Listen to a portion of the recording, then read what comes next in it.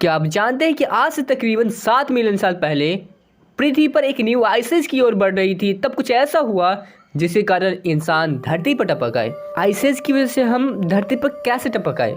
Ices मतलब बर्बादी, right? तो इंसान का जन्म कैसे हुआ?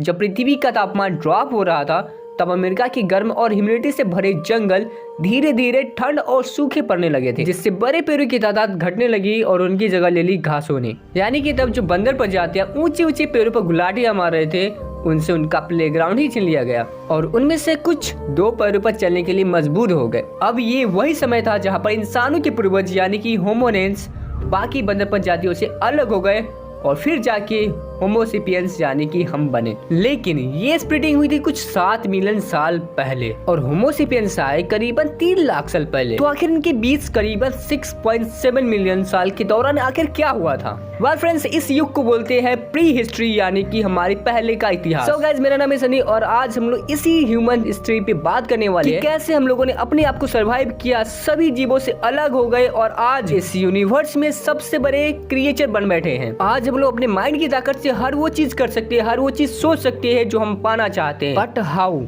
होमोसेपियंस की शुरुआत करीबन 2.4 मिलियन पहले हुई थी। होमोसेपियंस को पहचानना बहुत ही ज्यादा आसान था क्योंकि ये सभी बंदर प्रजातियों से बहुत ही ज्यादा अलग थे। उनका शरीर बहुत ही बड़ा था, यानी कि उनका दिमाग भी बहुत ज्यादा बढ़ रहा था। ये इतने होशियार थे कि शिकार करने के लिए पत्थरों का इस्तेमाल करते थे और इसकी वजह से उनको खाना में मांस बहुत ज्यादा मिलता था। अब यार तुम भी सोचो कि कोई भी मानुष इतना ज्यादा अगर मांस खाएगा तो उसका दिमाग बढ़ेगा या नहीं। बट इस भीड़ में कुछ ऐसा भी था जिसपे हम लोगों ने नोटिस भी नहीं किया था।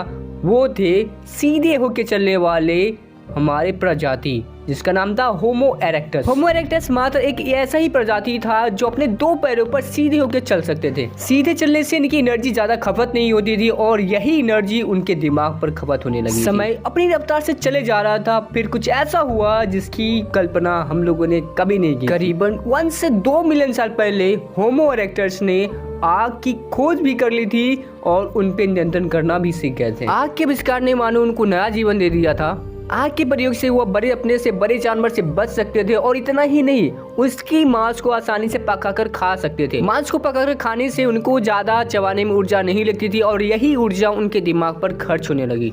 इसके कारण इनका दिमाग और भी ज्यादा बड़ा होने लगा। अब ये इतने होशियार हो चुके थे कि इनको अब एक जगह रहना गवारा नहीं था, लेकिन अलग जगह जाने से इनको बहुत सारी परेशानियों का सामना करना पड़ सकता था। हो सकता था कि इनसे बड़े जानवर उन्हें मार कर खा जाए या ये भी हो सकता था कि उनको खाना ना मिले। अब ये बातें उनको खाई जा रही थी क्योंकि उस समय का उनका प्रिय भोजन था हिरन, और हिरन को पकड़ना अकेले आसान नहीं था। उसके लिए टीम वर्क की आवश्यकता पड़ती थी और टीम वर्क के लिए चाहिए लैंग्वेज। फिर करीबन 4 से 5 हजार साल पहले लैंग्वेज की खोज हुई और लैंग्वेज के जरिए उन्होंने कम्युनिकेट करना शुरू किया। लैंग्वेज के कारण उनका 90% काम ऐसे ही हो जा रहा था और वो जो भी चीज इवेंट करते थे उसको आसानी से दूसरे पर शेयर कर सकते थे और इस प्रकार सभी जनरेशन में हमें नॉलेज मिलना शुरू हो गया। लैंग्वेज ऐसा रेवोल्यूशन लाया जिसके कारण हम बोल भी सकते थे और उसके बाद लिख भी सकते थे। इस प्रकार एक होमो इरेक्टस करीबन 8000 साल पहले बन चुका था वो इंसान जो अपनी आवश्यकताओं के अनुसार सोच सकता था, समझ सकता था, इवेंट कर सकता था।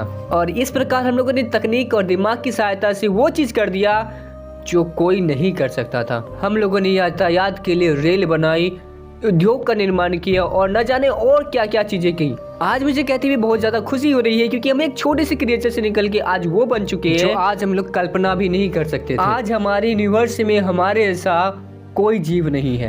फ्रेंड्स, ये थी हमारी उत्पत्ति की हम लोगों ने कैसे अपने आप को सरवाइव किया और आज हम लोग इतने बड़े क्रिएचर बन चुके हैं। होप गाइस ये वीडियो पसंद आई होगी, एंड वीडियो पसंद आई है तो वीडियो को लाइक कर लेना, चैनल बनाए हो तो चैनल को सब्सक्राइब करके बेल नोटिफिकेशन को ऑल पे सेट कर लेना ताकि आपको ऐसे ही इंटरेस्टिंग वीडियो मिलता रहे।